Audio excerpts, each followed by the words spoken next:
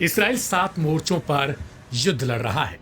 Gaza, Syria, Lebanon, Iran, West Bank, Yemen और Iraq जैसे इलाकों में उसकी सेनाएं लगातार सक्रिय हैं।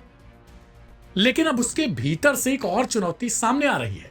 ऐसी चुनौती जो बुलेट से नहीं बल्कि थकान, तनाव और मानसिक दबाव से पैदा हो चुकी है। और यह सिर्फ नेतन्याहू की जिद के कारण हो रहा है। पिछले 2 हफ्ते में इस्राएली डिफेंस फोर्सेस के 5 जवानों ने खुद को समाप्त कर लिया। ये कोई सामान्य घटनाएं नहीं है, बल्कि ये बताती हैं कि युद्ध की आग सिर्फ बॉर्डर पर नहीं, दिमागों में भी जल रही है। इनमें से कुछ जवान हाल ही में गजा और उत्तरी मोर्चों पर तैनात रहे, जबकि कुछ रिजर्व सैनिक थे जिन्हें सीमित समय के लिए बुलाया गया था। इनमें से एक 19 साल का जवान नॉर्वे से आया था, जिसने ट्रेनिंग के दौरान ही खुद को समाप्त करने का फैसला कर लिया। दूसरा केस गोलानी ब्रिगेड का एक सैनिक का था, जिसने बेस कैंप में ही खुद को गोली मार ली। वहीं तीसरे मामले में डैनियल एड्री नाम के एक रिजर्व सैनिक ने पोस्ट ट्रॉमेटिक तनाव से जूझते हुए खुद को आग के हवाले किया। इस्राएली सेना ने भी इन मामलों को गंभीरता से लिया है। सेना का कहना है कि यह केवल व्यक्तिगत या पारिवारिक परेशानियां नहीं थी, बल्कि युद्ध जनित तनाव इसका प्रमुख कारण था। इस्राएल गजा में लगातार बमबारी कर रहा है। हर रोज सैकड़ों मौतें दर्ज की जा रही हैं और धीरे धीरे गजा में होने वाले मौतों का आंकड़ा 60,000 को भी पार कर चुका है। ऐसे में आईडीएफ के जवानों की तरफ से लगातार खुद की जान दी जा रही है। Aim right, achieve big. At KR Mangalam University, we provide you the platform to turn your dreams into reality. At KR Mangalam University. इस्राएली सेना ने भी इन मामलों को अब गंभीरता से उठाया है। यही वो मोर्चा है जहां इस्राएल को सबसे बड़ा अदृश्य झटका भी लगा, और यही हमास को मनोवैज्ञानिक बढ़त मिलती दिखाई दे रही है। गाजा में बीते 21 महीनों से जारी संघर्ष में अब तक 893 इस्राएली सैनिकों की मौत हो चुकी है, जबकि 7 अक्टूबर 2023 के हमले में लगभग 1200 नागरिकों की जान गई थी। उसी हमले ने इस युद्ध चक्र को जन्म दिया, जिसकी चपेट में पूरा क्षेत्र है।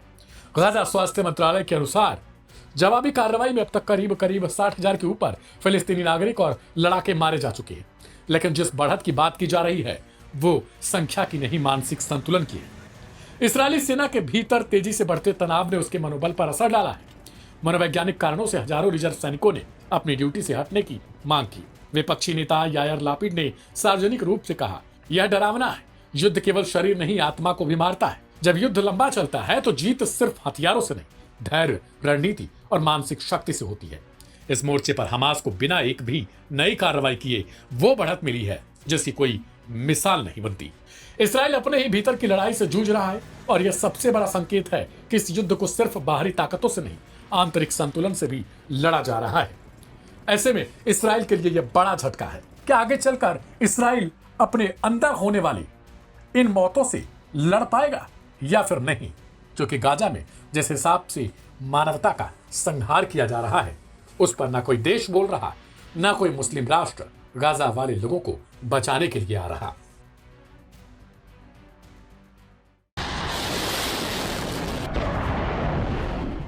गिरते हैं शहसवार ही मैदाने जंग में, वो तिफल क्या गिरेंगे जो घुटनों के बल चले।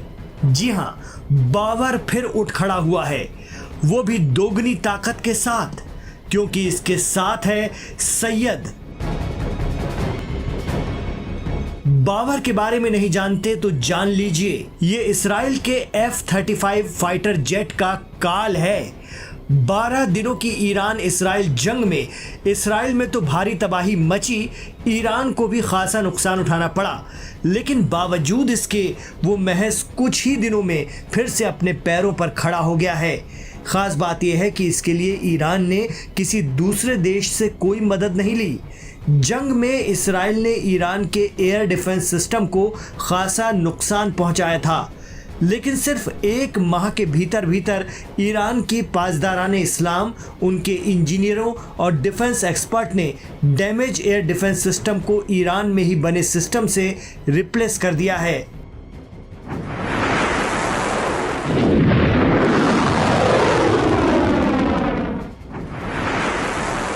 इससे साफ भी हुआ है कि ईरान मिडिल ईस्ट में एक खुद मुख्तार ताकत है, वो किसी की बैसाखी पर नहीं खड़ा है।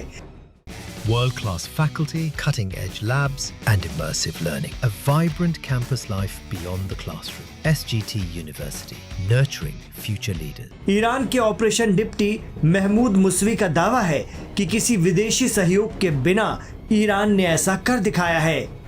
बावर 373, जो कि ईरान का घरेलू रूप से विकसित long range air defence system है, दावा किया जा रहा है कि इसे पहले से ज्यादा एक्टिव किया गया है।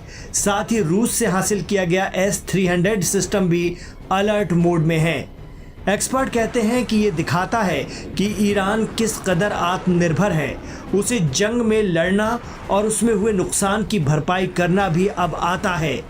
बावर 373 ने बहुत बड़ी तादाद में इस्राएली मिसाइलों और ड्रोन को रोका था, यहाँ तक कि बावर की मार से इस्राएल पस्त हो गया था।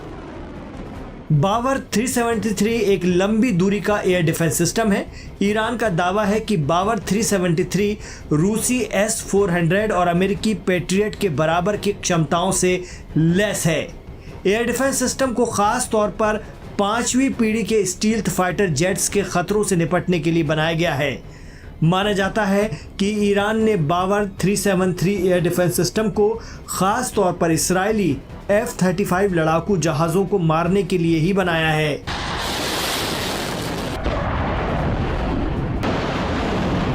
F-35 एक 5वीं पीढ़ी का स्टील्थ फाइटर जेट है।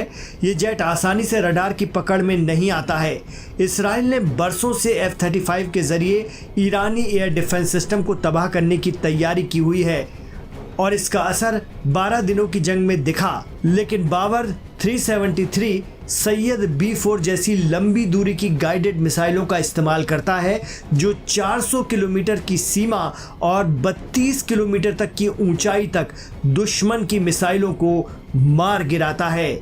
ईरान ने फिर दिखा दिया कि वो एक पावरफुल नेशन बन चुका है। जिन एयर डिफेंस सिस्टम को इस्राएल ने तबाह कर दिया था और तेहरान के आसमान पर कब्जा करके मिसाइलें बरसाई थी, अब ईरान ने सिर्फ 1 महीने में उन सभी एयर डिफेंस सिस्टम को दोबारा खड़ा कर लिया और पहले से कहीं ज्यादा घातक बना दिया है।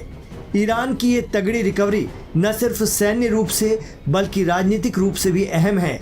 ये सीधे इस्राएल और अमेरिका के लिए एक पैगाम है कि ईरान को कमज़ोर समझने की भूल कोई भी ना करे।